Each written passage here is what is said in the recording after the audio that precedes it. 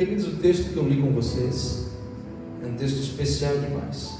Ele exprime, ou ele nos leva a receber algumas verdades da parte do Senhor através da narrativa. Atos capítulo 3 é uma narrativa do médico Lucas. Amém? Lucas era um médico grego. Lucas foi quem o Senhor escolheu para que ele escrevesse o livro de Atos dos Apóstolos. E por ser um médico e por ser grego, ele era muito atento aos detalhes. Amém? E Atos dos Apóstolos, na verdade, esse livro do cânon sagrado, ele precisava ser um livro realmente rico em detalhes. Porque Atos dos Apóstolos, ele conta do nascedouro da igreja. Ele traz à luz, ao nosso conhecimento, os primeiros passos daquele pequeno grupo de 12 indivíduos que começaram a caminhar com Jesus e que dia a dia se transformando numa multidão muito maior, e dia a dia ia evoluindo. Porque eu tenho dito a essa igreja que quando as pessoas descobrem o prazer que é estar com Jesus, elas não querem estar em nenhum outro lugar a não ser estar junto a Jesus. Amém, irmãos?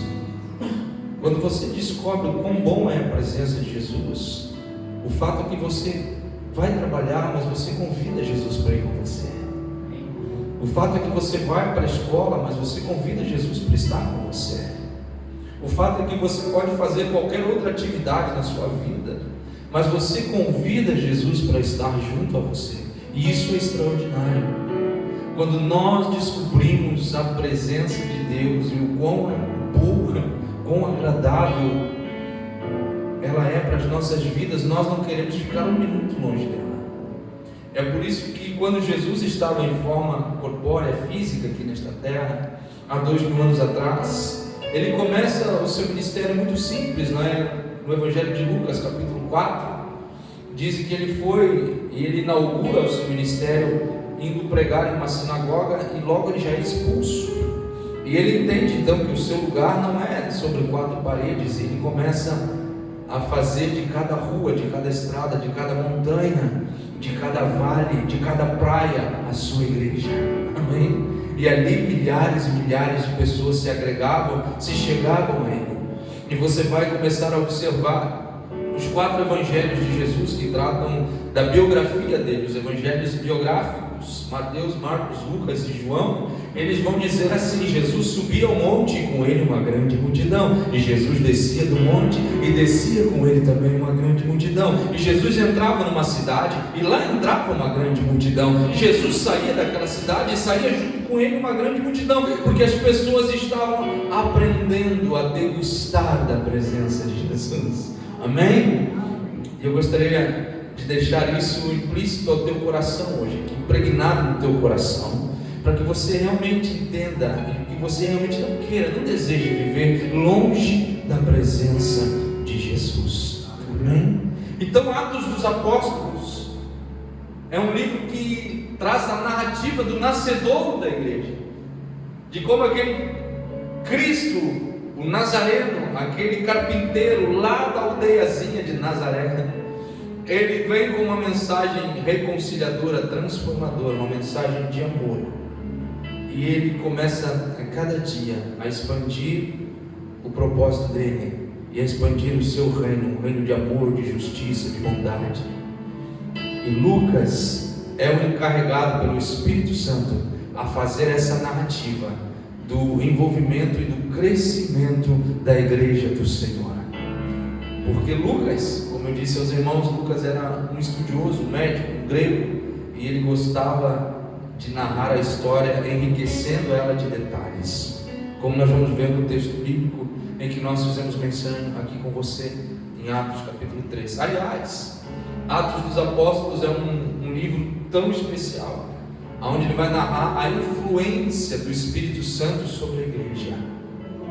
Amém? Onde ele vai narrar a influência e as ações do Espírito Santo sobre a igreja, que a partir do capítulo 2 de Atos, amém? Quem é da velha guarda aqui vai lembrar, no capítulo 2 de Atos, um lindo fato se fez, e as promessas feitas em Joel, Jeová ali as fez. Alguma coisa assim, né? Amém?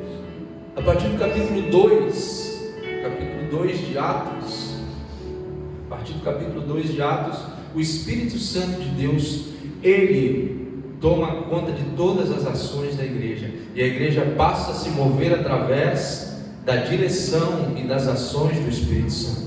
Alguns teólogos com uma linha pentecostal mais acirrada, eles até acham que não deveria ser Atos dos Apóstolos, mas sim Atos do Espírito Santo. Amém, queridos? Porque a igreja se moveu, caminhou, se direcionou através da ação e do direcionamento que o Espírito Santo dava a ela. Por isso a igreja primitiva tornou-se uma igreja pujante e uma igreja extraordinária, porque era uma igreja que não se movia por visão humana, mas se movia pela visão do Espírito Santo de Deus.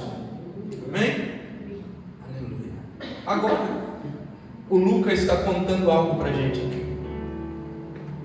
O grande médico Lucas. Ele estava dizendo que às 3 horas da tarde, Pedro e João estavam indo à igreja, ao templo de Jerusalém. E sabe o que eles estavam indo fazer, senhores? Eles estavam indo orar. Amém? Porque o Espírito Santo havia confirmado ao coração deles que se eles quisessem realmente viver o extraordinário de Deus, se eles quisessem viver e presenciar milagres, se eles quisessem realmente reproduzir aquilo que Cristo fazia, eles precisavam estar cheios do Espírito Santo, mas eles precisavam orar. Amém? Esta manhã eu abro um parênteses aqui nessa ilustração,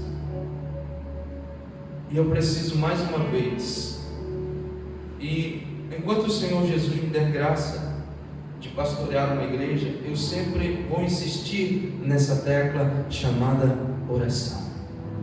Amém, irmãos?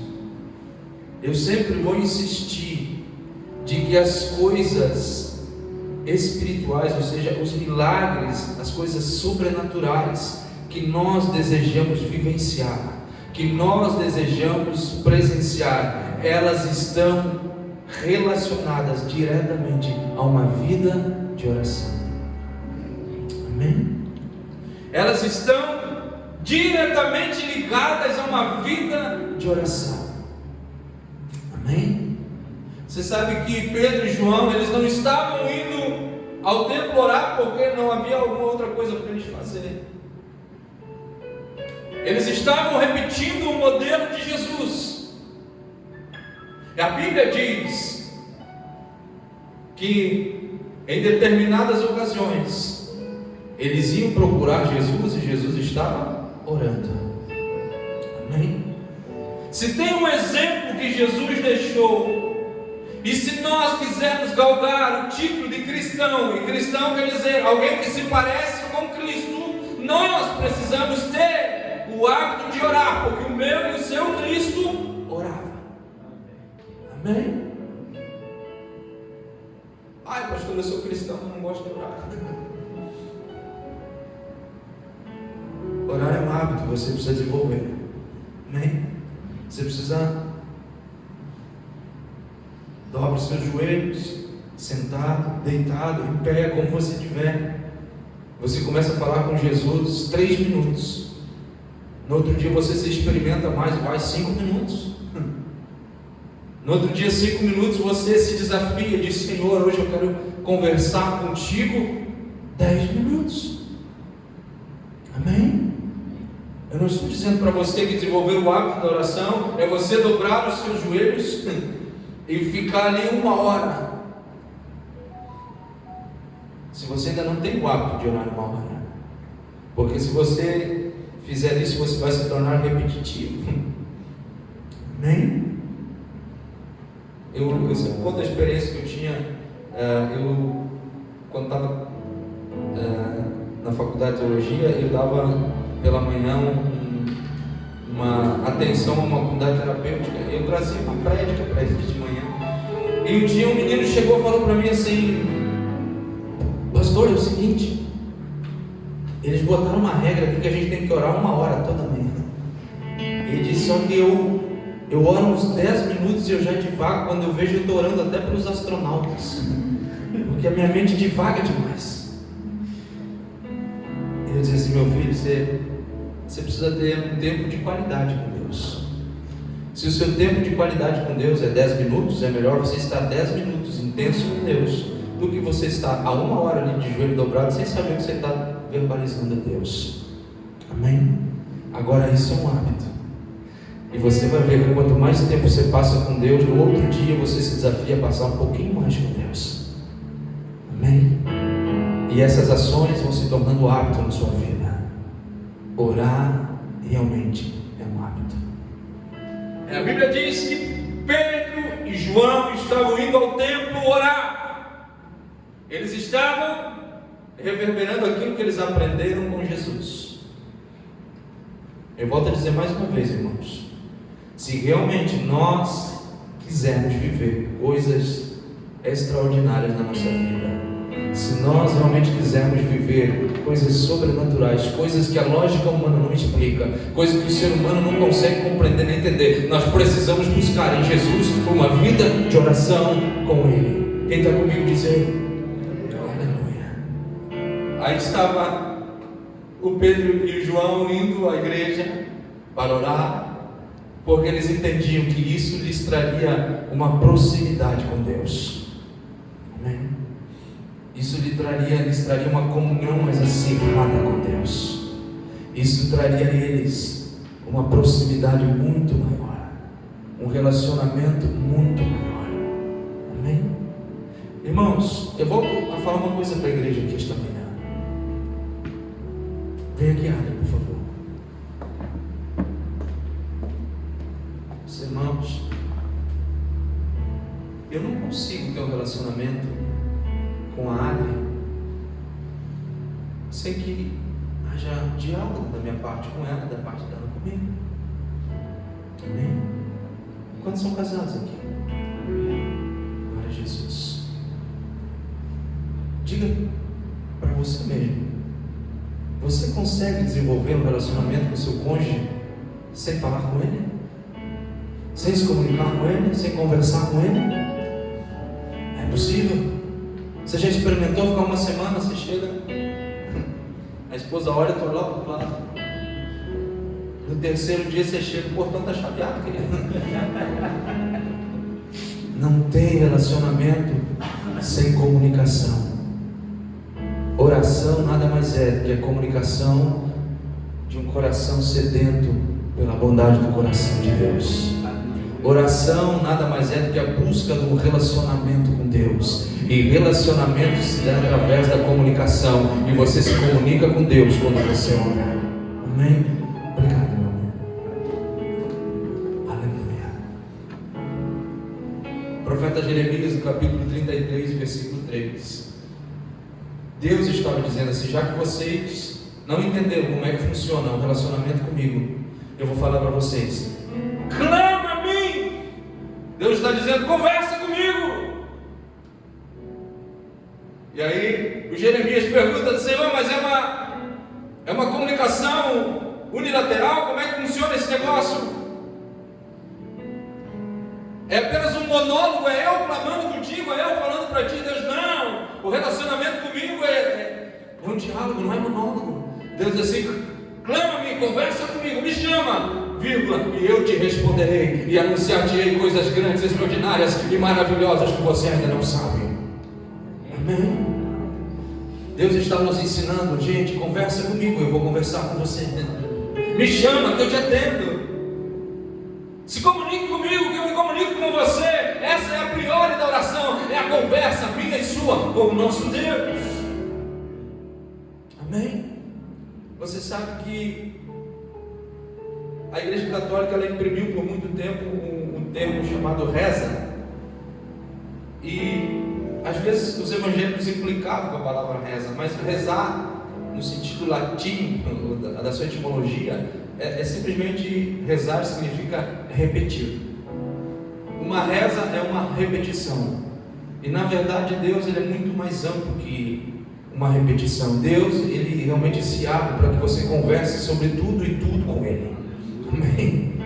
Você não precisa ter reserva para conversar com Deus. Você não precisa ter reserva para abrir o seu coração para Deus e conversar com Ele de uma forma com a qual você possa realmente se sentir completo e se abrir e conversar com Deus. Ele está dizendo: me chama que eu te respondo, me chama para conversar que eu vou te atender. Amém? Amém, queridos? Oração é isso, é uma vida, uma entrega, uma busca por relacionamento com Deus. Quanto mais você conversa com Deus, mais Deus conversa a você. E quanto mais essa conversa se estende, mais íntimo de Deus você se torna. Amém? Veja sempre para o relacionamento da sua família. Quanto mais diálogo existe entre você e seus filhos, mais íntimos vocês se tornam. Quanto mais conversa, quanto mais diálogo houver entre você e seu cônjuge, mais íntimos vocês se tornam. E com Deus não é diferente. Quanto mais você conversa com Ele, mais Ele conversa com você. E quanto mais essa conversa se estende, mais íntimos vocês se tornam. Bendito é o nome de Jesus. E o João e o Pedro estavam indo orar na igreja. E Lucas, tão detalhista, diz que era às 3 horas. Eles criaram um hábito. Amém? Às 3 horas. É óbvio porque era um costume judeu, mas eles estavam se desenvolvendo através desse hábito. É óbvio, irmãos, que Deus não tem hora marcada para atender ninguém. Mas Lucas estava dizendo algo muito prático para a minha vida e para a sua vida. É que às vezes, se nós não marcamos um tempo, Lucas estava dizendo que Pedro e João estavam indo lá às 3 horas da tarde. É muito prático isso na nossa vida. É que nós passamos o dia às vezes dizendo: hoje eu preciso orar, hoje eu vou orar, hoje eu vou orar. Mas nós não marcamos um tempo para orar. Amém? E quando você vê, você foi deitar, e aí você deita já com a consciência: hoje eu não conversei com Deus. E se você marca um tempo, não é que aquele horário ali, Deus tem hora, mas não, querido, é em relação a você. Você já pensou, ou você já parou para pensar que você marca tudo para a sua vida? A galera do Excel aí, a Josi, tem planilha para tudo. Planilha para comer, planilha para dormir, planilha para malhar. Tem horário certo para você fazer A, B ou C. Tem horário certo para você fazer o almoço. Você tem o horário certo para o seu trabalho e está tudo legal. Parabéns. Se você consegue se manter dentro. Mas eu pergunto para você, e não precisa responder ao pastor, dentro da sua planilha, dentro do seu cronograma, aonde está o horário que você separou e marcou para conversar com Deus? Amém? Ah, pastor, é quando me sobra um tempo. Tudo bem, eu tenho falado para você, vou repetir. Não é que Deus vai marcar uma hora, um horário para falar com você, mas é em relação a você. Então é por isso que Lucas estava registrando, e não é por acaso que ele estava registrando. Ele poderia ter simplesmente dito: olha, na parte da tarde, ou em um momento do dia. Mas Lucas estava dizendo assim: Pedro e João tinham um horário que eles separavam. Eles poderiam e deveriam estar fazendo uma série de atividades, mas quando chegavam naquele horário, eles iam conversar com Deus. Amém? Amém, queridos? Reserve um tempo na sua agenda. Reserve um tempo na sua planilha para conversar com Deus. E você vai ver o quão diferente a sua vida vai passar a ser. E a Bíblia diz que eles estavam quase entrando na porta do templo. E de repente, alguém chega e larga na porta. Paralítico. Alguém chega e larga na porta do templo paralítico. E você sabe que a história diz que aquele paralítico fazia 40 anos que eles molavam ali. era uma referência. Pedro e João passavam por ali sempre, era caminho deles. Porque eles nunca percebiam o paralítico. A Bíblia não diz. Talvez todas as vezes que eles passavam por ali, ou coisa que o valha, o paralítico estava ali, eles percebiam, ou coisa parecida. Mas quando eles estavam próximos de Deus, quando a oração elevou eles a estar próximos de Deus, eles perceberam a necessidade daquele homem. E aquele dia foi diferente. Largaram o paralítico à porta do templo. E como de costume há 40 anos, o paralítico estendeu a mão e talvez várias vezes Pedro e João passavam e esmolavam. Como os bons judeus que eram, eles deviam ter sempre um troquinho para esmola. Aquele dia não tinha nada. E o paralítico olha para eles e diz: ei, por favor, me ajudem, me dê algum dinheiro. Pode ser alguma prata, algum ouro, qualquer coisa que valha. E João olha para Pedro, e Pedro olha para João, e sabia que eles não tinham valores algum. E a Bíblia diz que Pedro se enche da presença de Deus. Amém. A Bíblia diz que a presença do Senhor vem sobre Pedro. E ele olha nos olhos daquele paralítico e diz assim: vem cá, vou falar uma coisa para você. Não tem dinheiro não. Eu não tenho prata, não tenho ouro. E quando o paralítico já ia ficar triste, pensando: hoje não vou ganhar nada, Pedro diz: mas eu tenho algo muito maior do que isso. Eu tenho algo que vai mudar a sua vida. Dinheiro, ele nos favorece, mas não muda a vida de ninguém, queridos. Amém? Agora Jesus é suficiente para mudar e alterar para sempre a nossa história. Dinheiro não muda as nossas famílias, mas Jesus é suficiente para mudar a história das nossas famílias. Jesus não muda, ou melhor, o dinheiro não muda essa cidade, mas a presença de Jesus, ela é suficientemente capaz de transformar a história dessa cidade. Amém? O Pedro olha para ele e diz assim: rapaz, não temos dinheiro não, mas o que a gente tem é algo muito maior. O paralítico deve ter pensado: o que esses camaradas vão querer fazer? Me dar um lote de terra, alguma coisa? Vão querer pagar uma cirurgia para mim? E Pedro olha, a Bíblia diz que Pedro, fitando os olhos dele, disse assim: nós não temos prata nem ouro, mas o que temos nós vamos te dar. E o paralítico disse: o que vocês têm? O que vocês têm? Eles: nós temos a presença de Jesus. Em nome do Senhor, levanta e anda. Aleluia. Bendito é o nome santo do Senhor Jesus. Em nome de Jesus, levanta e anda. E Pedro estendeu a mão para ele, e a Bíblia diz que no mesmo instante ele deu um salto. Ele começou a sentir os pés e começou a saltitar. Aleluia, bendito é o nome santo do Senhor. Eu preciso falar uma coisa para você aqui, que o Espírito Santo ministra ao meu coração. Nós precisamos ser resposta para a nossa sociedade. Nós precisamos ser resposta para as necessidades que o mundo está nos apresentando. Amém? Nós precisamos ser, eu gosto de usar essa expressão, nós precisamos ser os agentes transformadores da nossa casa, da nossa sociedade. Nós precisamos ser essas pessoas. Amém? Bendito é o nome santo de Jesus. Pedro e João compreenderam que eles eram os responsáveis. Eles eram os responsáveis por mudar a história daquele homem e mudar para sempre a história talvez da sua família e das pessoas que agregavam junto a ele. Eu vou falar uma coisa para você aqui hoje. Deus nos chamou para sermos agentes transformadores de histórias.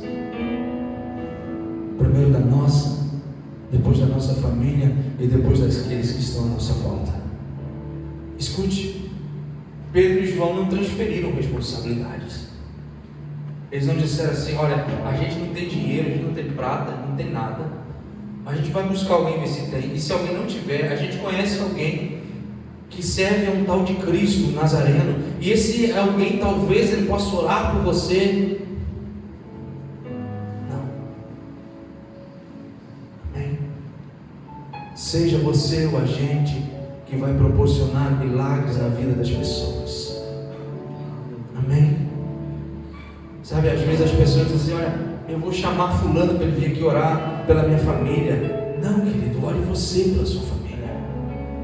Eu vou chamar alguém para orar. Não, irmãos, Deus está capacitando você para você ser o agente que vai promover o milagre que a sua família precisa. Deus está capacitando você para você ser o agente que promoverá o milagre que esta cidade precisa, para a glória do nome do Senhor Jesus. Amém? Nós não podemos mais terceirizar as coisas. Deus estabeleceu um pacto com a minha vida e com a sua vida. Ele está dentro do meu e do teu coração. E por que nós vamos nos socorrer com terceiros? Amém? Quando alguém pedir uma oração por você, ore. Quando alguém pedir uma ministração sobre a vida dele, faça, ministre. Deus nos comissionou para isso. Deus nos chamou para isso. Amém? Pedro e João olharam ao lado e falaram assim: não, vou usar uma expressão mais populesca. Ele diz assim: a responsa é nossa. E aí eles pegaram e disseram assim: tudo que nós temos é tudo que é suficiente para você. Amém?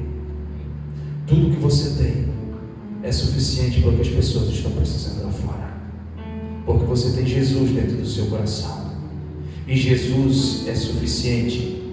Jesus é suficiente. E eles pegam na mão daquele homem e dizem assim: em nome de Jesus, levanta e anda. A Bíblia diz que eles entram no templo e o paralítico entra saltando junto com eles. Entra correndo, ele ia, vinha, corria, e as pessoas começaram a se perguntar: de esse não era aquele que esmolava à frente da porta?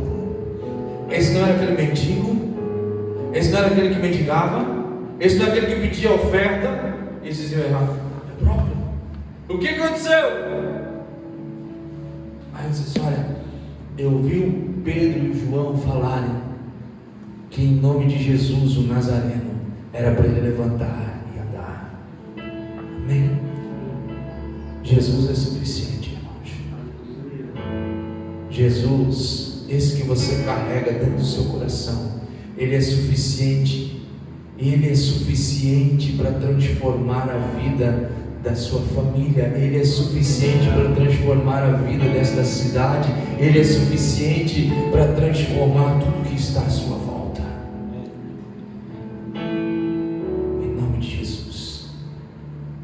Aleluia. É por isso que eu tenho dito, irmãos, nós precisamos entender que Deus nos chamou, e tudo que nós precisamos para sermos os agentes transformadores de lugares, de ambiente que nós estamos, é a presença dEle. Amém? Amém? Aleluia. Você sabe que esses tempos eu fiz uma viagem a trabalho, e nós estávamos ali em Santa Catarina, e estávamos numa reunião meio truncada, onde envolvia valores um pouco altos, e os diretores não estavam se acertando em valores e tal, e de repente chegou uma terceira representatividade, e aquela pessoa chegou e suavizou o ambiente. Eu falei: aí tem Jesus. E de repente o ambiente se transformou, e aquelas conversas ríspidas de negociação se suavizaram, e aquele camarada começou ele a conduzir as coisas de uma forma bem suave. Eu troquei 2 palavras com ele e já percebi que tinha Jesus na história. E aí nós saímos para almoçar, ele junto. E ele não tinha estampado uma camiseta dizendo cristão, ou coisa que valha. E nós saímos para o almoço. E quando nós chegamos, sentamos todos para o almoço. Ele falou assim: com a permissão dos senhores diretores, gostaria de fazer uma oração de agradecimento pelas portas que se abrem hoje. Eu falei: eu sabia que tinha Jesus aí, porque onde Jesus está, o ambiente se transforma. Amém? Ele fez uma oração simples, irmãos. Ele não girou no manto, ele fez uma oração simples de agradecimento a Deus, e todo o ambiente se transformou. É a presença de Jesus. Amém? Aonde você chega, você carrega a presença de Jesus. Aonde você chega, ambientes precisam ser mudados. Aonde você chega, ambientes precisam ser transformados, porque a presença de Jesus está na sua vida. Aonde você chega, os ânimos precisam ser acalmados, porque a presença de Jesus está na sua vida. E o que você carrega é suficiente. Amém? O que você carrega é maior do que prata e ouro.